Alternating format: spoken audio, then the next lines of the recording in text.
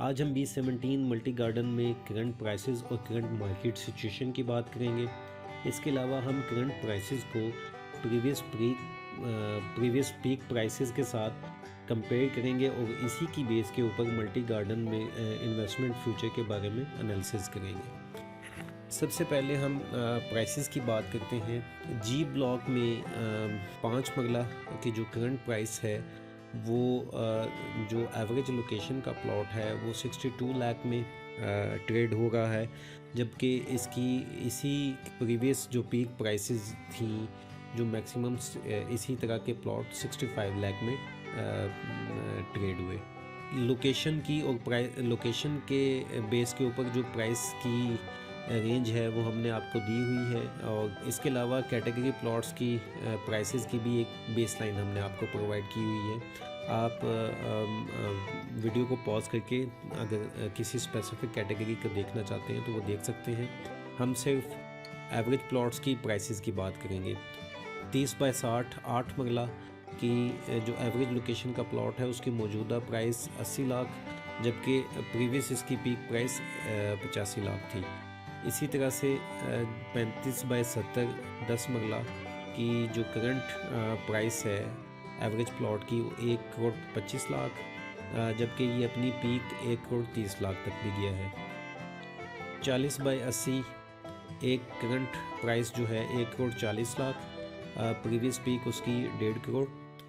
एक कनाल 50/90 की current price 1,60,00,000 और ये अपनी प्रीवियस पीक 1,75,00,000 तक की है। इस तरह से एफ़ ब्लॉक की बात करें तो एफ़ ब्लॉक में जो 5 मरला है उसकी करंट प्राइस जो है वो 72 लाख है, जबकि ये अपनी प्रीवियस 75 लाख इवन 78 लाख तक भी प्लॉट ट्रेड हुए। 8 मरला 30/60 की current price 80 lakh, previous peak उसकी 85 लाख। 10 मरला 35/70 करंट प्राइस उसकी 1,35,00,000, प्रीवियस उसकी पीक 1,40,00,000।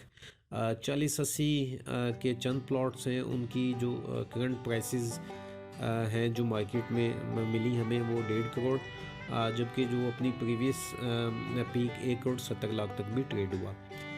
एक कनाल का जो प्लॉट है एफ़ ब्लॉक में वो 2,10,00,000 तक एवरेज प्लॉट आपको मौजूदा उसकी कीमत है वो मिल जाता है, जबकि वो अपनी प्रीवियस 2,20,00,000 तक भी ट्रेड हुआ।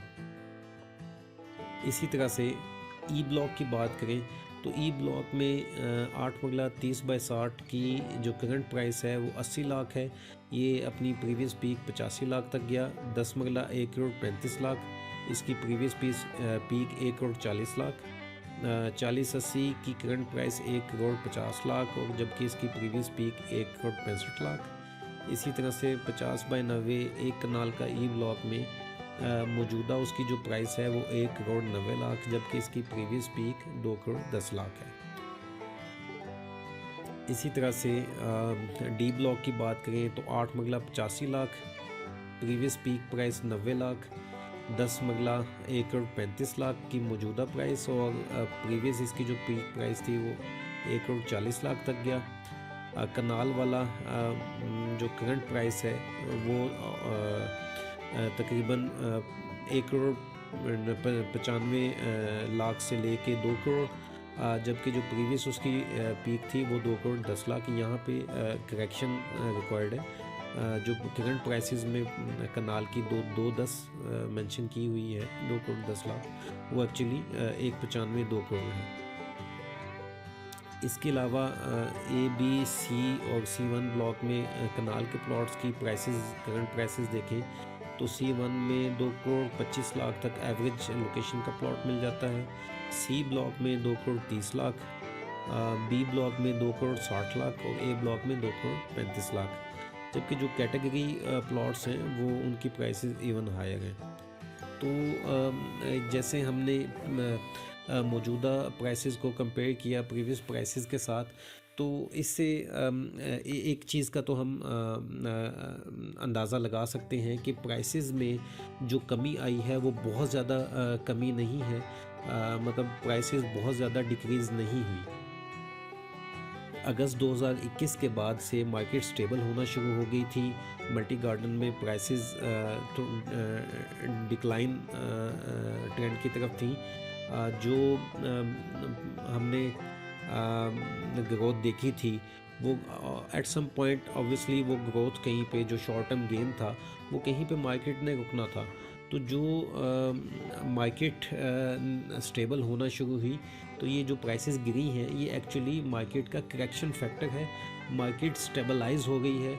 मार्केट जब स्टेबल होती है, इन्वेस्टर शॉर्ट टर्म गेन करके मार्केट से एग्जिट करता है तो प्राइसेस ऑब्वियसली थोड़ा सा नीचे आती हैं, क्योंकि इस स्टेज के ऊपर बायर कम होते हैं जबकि सेलर ज़्यादा। जो आज कल मौजूदा हालात हैं मल्टी गार्डन में, उसमें भी सेलर तो बहुत ज़्यादा है जबकि बायर कम है। अभी आपको इन प्राइसेस से थोड़ा से कम में भी अगर आप कोशिश करें तो प्लॉट मिल जाते हैं।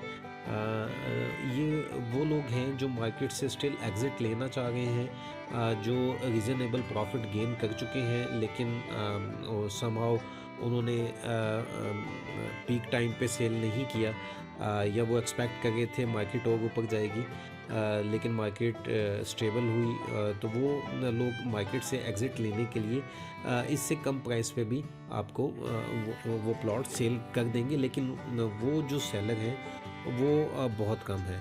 अभी भी मार्केट में ट्रेडिंग ऑलमोस्ट ना होने के बराबर है।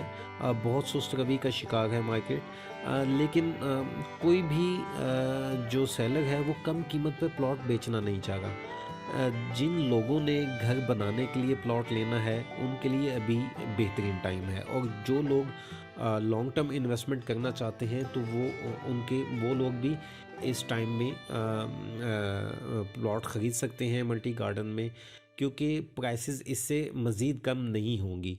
अगर प्राइसेस ने रिवर्स होना होता, इससे कम होना होता, तो वो ऑलरेडी हो चुकी होती। अभी मार्केट स्टेबल हो गई है।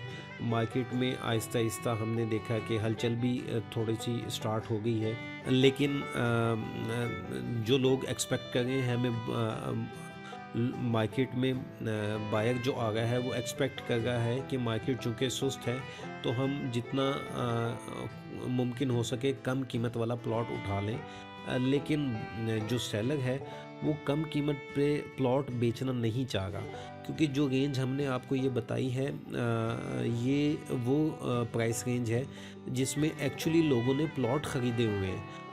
अभी इसी प्राइस रेंज के ऊपर आके मार्केट स्टेबल हो गई है, तो डेफिनेटली जिन लोगों ने इसी प्राइस रेंज के में प्लॉट ख़रीदे हैं तो वो लॉस में तो प्लॉट अपने नहीं बेचेंगे अनलेस उनको कोई बेहतर इन्वेस्टमेंट अपॉर्चुनिटी नज़र आए, या खुदा ना खास्ता कोई किसी को अशद ज़रूरत हो बेचने की पैसों की तो वो बेचे। अदरवाइज़ लोग बेचना नहीं चाह रहे, क्योंकि उनकी जो बाइंग है वो इसी प्राइस रेंज पे है। फ्यूचर की अगर हम बात करें B17 के, देखें मार्केट ने स्टेबल तो होना था। शॉर्ट टर्म गेन के बाद मार्केट रुकती है, प्राइसेस थोड़ा सा करेक्ट भी होती हैं, कम तो होनी थी। अगर किसी ने ऐसा सोचा कि मार्केट हमेशा अपवर्ड ट्रेंड पे रहेगी तो ऐसा प्रॉपर्टी की वैल्यू बढ़ती तो है, बट नेचुरल ग्रोथ हो, मैक्सिमम नेचुरल ग्रोथ होती है। शॉर्ट टर्म जो जंप्स आते हैं वो रेयर केसेस में आते हैं। अभी जो फ्यूचर में हम शॉर्ट टर्म इसके कोई जंप देखते हैं, अगर वो स्लाइड जंप कुछ इंडिकेटर्स की बेस पे होंगे। पहला इंडिकेटर तो मार्गिला एवेन्यू के कंप्लीट और उसके ऑपरेशनल होने का है। जब मार्गिला एवेन्यू कंप्लीट हो जाएगा, ऑपरेशनल हो जाएगा, तो डेफिनेटली मार्केट में शॉर्ट टर्म गेन आएगा। अब वो जंप कितना आता है ये कुछ कहा नहीं जा सकता, लेकिन एक्सपेक्टेड यही है कि वो प्रीवियस गेन की तरह नहीं होगा, वो मामूली गेन होगा। जो दूसरा इंडिकेटर है वो जी ब्लॉक में इंटरचेंज का है। तीसरा इंडिकेटर जी ब्लॉक में पोजीशन के हवाले से है। ये जो इंडिकेटर्स हैं ये फ्यूचर में एक पॉजिटिव साइन देते हैं कि short term jump B17 multi garden के मार्केट में आएगा। इनके अलावा जो मार्केट का ट्रेंड रहेगा वो डेफिनेटली जो नेचुरल ग्रोथ होगी वो वही ट्रेंड रहेगा। तो जो लोग लॉन्ग टर्म के लिए इन्वेस्टमेंट करना चाहते हैं वो इन इंडिकेटर्स से वो बेनिफिट उठा सकते हैं। लेकिन जो लोग शॉर्ट टर्म का इरादा रखते हैं तो शॉर्ट टर्म के लिए शॉर्ट टर्म में इन्वेस्टमेंट पॉइंट ऑफ व्यू से अभी मल्टी गार्डन की मार्केट में सूटेबल शॉर्ट टर्म इन्वेस्टमेंट के पॉइंट ऑफ व्यू से सूटेबल नहीं है। 22 दिसंबर 2021 को multi professional cooperative housing society की एजीएम भी होना जा रही है। इस एजीएम में क्या डिस्कस होता है, क्या कोई ऐसी अनाउंसमेंट हो जाती है जिसकी बेस के ऊपर मल्टी गार्डन की प्राइसेस शायद इंक्रीज़ हो जाएं, इसके बारे में भी कुछ कहा नहीं जा सकता। ये डेफिनेटली जब एजीएम होगी तो हम आपसे की पॉइंट्स उसके शेयर करेंगे। तो ये आज की जो वीडियो थी ये मल्टी गार्डन के हवाले से अगर इसको हम कंक्लूड करें तो जो प्राइसेस गिरी हैं मल्टी गार्डन में वो एक्चुअली मार्केट के स्टेबल होने की वजह से गिरी हैं। करंट सिचुएशन जो है उसमें सेलर ज़्यादा है, बायर कम है। जो बायर हैं उनकी कोशिश है कम से कम कीमत में प्लॉट ख़रीद लिया जाए। अब वो वही बायर है जो लॉन्ग टर्म में इन्वेस्टमेंट करना चाह रहे हैं या वो घर बनाने के लिए कोई बायर है जो जेन्युइन बायर है घर बनाने के लिए। तो फ्यूचर के हवाले से इंडिकेटर्स हमने कुछ डिस्कस किए जिनकी बेस के ऊपर शॉर्ट टर्म गेन मार्केट में आ सकता है। उम्मीद है आज की वीडियो आपको पसंद आई होगी। नेक्स्ट वीडियो तक के लिए इजाज़त दीजिए। चैनल को सब्सक्राइब करना ना भूलिएगा ताकि ऐसी इंफॉर्मेटिव वीडियोस इन्वेस्टमेंट अपॉर्चुनिटीज़ आपके साथ शेयर करते रहें। नेक्स्ट वीडियो तक के लिए इजाज़त दीजिए। अपना ख्याल रखिएगा। अल्लाह हाफिज़।